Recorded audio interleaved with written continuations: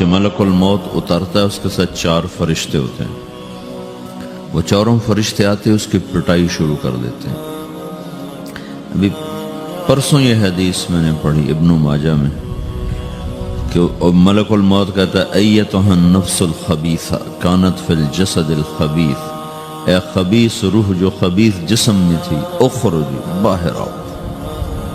اب وہ واپس تو ہو نہیں سکتا، اپنے آپ کو روک تو سکتا نہیں، تو وہ حیران پریشان خوف زدہ. تو اس کے جواب میں اس کو ملک الموت کہتا ابشری ابشری بحمیم وغساق وآخر من شکلہ ازواج، تیار ہو جا خوفناک عذاب کے لیے اور کھولتے پانیوں کے لیے، کانٹے دار جھاڑیوں کے لیے اور بے شمار عذاب کی شکلوں کے لیے. تو اس کی روح کو جب کھینچتے ہیں تو رگ رگ سے وہ کٹ کٹ کے نکلتی ہے، تو سارا وجود زیر و زبر ہوتا ہے. سکرات کا درد ساری دنیا کے دردوں پر حاوی ہے. جب اس کی روح نکلتی ہے اور اس کو لے کر آسمان پر چلتے ہیں تو دروازے پر پہنچتے ہیں تو اندر سے فرشتے پوچھتے ہیں کون ہے؟ کہتے ہیں فلاں فلاں کا بیٹا ہے. کا نفس خبیثہ فی الجسد الخبیث، یہ تو وہی بدماش ہے جو بدماش جسم میں تھا، یہ وہ بدبخت روح ہے جو بدبخت جسم میں تھی. اس کے لیے آسمان کے دروازے نہیں کھول سکتے، اسے واپس کر دیا جائے. تو آسمان کے دروازے لا تفتح لهم ابواب السماء ولا يدخلون الجنة حتى يلج الجمل في سم الخياط، کہ ان کے لیے آسمان کے دروازے نہیں کھلیں گے اور ان کے لیے جنت کے دروازے نہیں کھلیں گے. پھر یہ وہاں سے نیچے گرائے جاتے ہیں جو اللہ کا قید خانہ ہے سجین. وما ادراک ما سجین کتاب مرقوم، وہ تمہیں خبر نہیں کہ وہ کیا خوفناک قید خانہ ہے جو اللہ تعالیٰ نے بنایا ہے، اسے وہاں دھکیل دیا جاتا ہے. پھر قیامت تک اس کے لیے انتظار کی گھڑیاں ہیں اور عذاب کی شدت ہے. اور جب کوئی نیک آدمی اللہ تعالیٰ کے دربار میں جانے کا اس کا وقت آتا ہے تو اللہ تبارک و تعالیٰ فرماتے ہیں ان الذین قالوا ربنا اللہ ثم استقاموا تتنزل علیہم الملائکۃ الا تخافوا ولا تحزنوا وابشروا بالجنة التي كنتم توعدون نحن اولیاؤکم فی الحیاة الدنیا وفی الآخرہ ولکم فیہا ما تشتہی انفسکم ولکم فیہا ما تدعون نزل من غفور الرحیم. جب کوئی نیک مرد عورت کے جانے کا وقت آتا ہے تو اس کے لیے بھی فرشتے آتے ہیں اور آ کر اس کو خوشخبری دیتے ہیں اور آ کر اس کو تسلی دیتے ہیں کہ آپ غم نہ کریں، پیچھے والے بھی آپ کو مل جائیں گے، آپ خوف نہ کریں، آگے ساری منزلیں آپ کے لیے آسان ہیں، آپ کے لیے جنت بھی تیار ہے، رب بھی مہربان ہے. اور حدیث پاک میں آتا ہے کہ ملک الموت اور 4 فرشتے آتے ہیں، وہ 4 فرشتے اس کو سہلاتے ہیں، دباتے ہیں کہ موت کا درد اسے محسوس نہ ہو. اور ملک الموت فرماتے ہیں ایتها النفس الحمیدہ کانت فی الجسد الحمید اخرجی، اے نیک روح جو نیک جسم میں تھی باہر آؤ. کیا کرو؟ وابشری بروح وریحان ورب راض عنک غیر غضبان، آپ کو بشارت ہو آپ کے لیے جنت تیار ہو چکی ہے اور وہاں کی ساری نعمتیں آپ کے لیے میسر ہو چکی ہیں اور اللہ آپ پہ راضی ہو چکا ہے اور اللہ آپ پہ خوش ہو چکا ہے. اس پر اس کی روح کو نکالا جاتا ہے. پھر سارے فرشتے اس کو استقبال کے ساتھ جب آسمان پر لے جاتے ہیں تو اندر سے پوچھتے ہیں کون ہے؟ کہ فلاں فلاں کا بیٹا، فلاں فلاں کی بیٹی. کہتے ہیں نفس حمیدہ فی جسد حمید، یہ تو نیک روح تھی جو نیک جسم میں تھی، مرحبا بہی. اس کو ہم سب استقبال کس کا کرتے ہیں اور ایک دم آسمان کے دروازے کھلتے ہیں.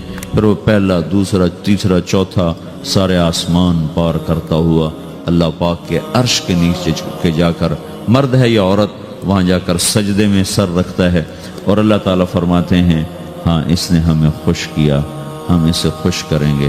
اور اس کو عافیت کے ساتھ وہاں آسمان میں، پہلے آسمان سے لے کر اللہ کے عرش تک یہ سب ویٹنگ روم بنے ہوئے جہاں اللہ اپنے اپنے درجات کے مطابق جنت والوں کو ٹھہراتا ہے.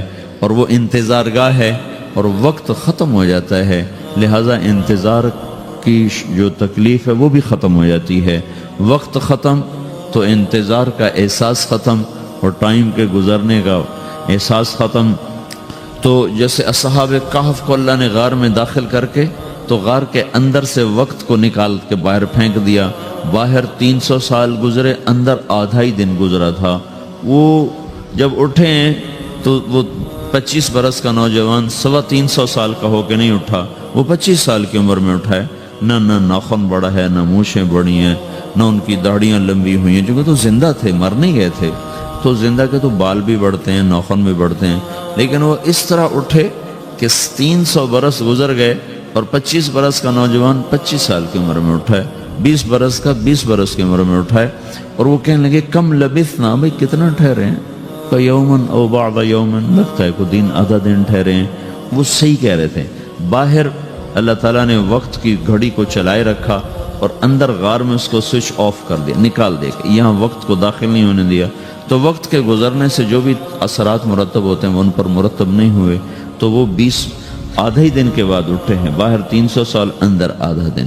یہی کچھ اللہ تبارک و تعالیٰ برزخ میں کر دیتا ہے، وقت کو ختم کر دیتا ہے، گزرنے کا احساس نہیں ہوتا ہے. تو اس طرح میرے عزیزو، یہ 2 موتیں ہر انسان دیکھتا ہے.